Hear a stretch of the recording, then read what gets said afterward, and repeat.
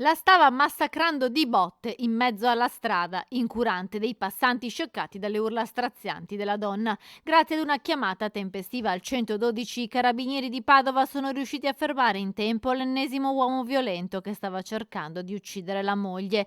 In manetta è finito un cinese di 48 anni, Shuangping Liu.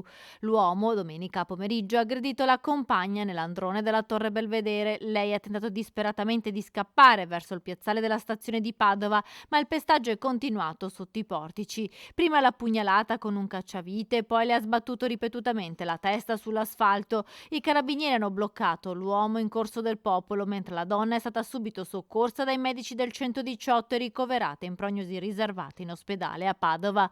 Nonostante le numerose ferite e fratture, non è in pericolo di vita, ma se i carabinieri non fossero arrivati in tempo, l'aggressione si sarebbe trasformata in un femminicidio. Il 48enne cinese, in evidente stato di ubriachezza, è stato arrestato per tentato omicidio. L'uomo è risultato inoltre destinatario di un ordine di carcerazione. Deve espiare la pena di 6 anni e 8 mesi per i reati di maltrattamenti in famiglia e per il reato di violenza sessuale commessi negli anni scorsi sempre ai danni della stessa donna.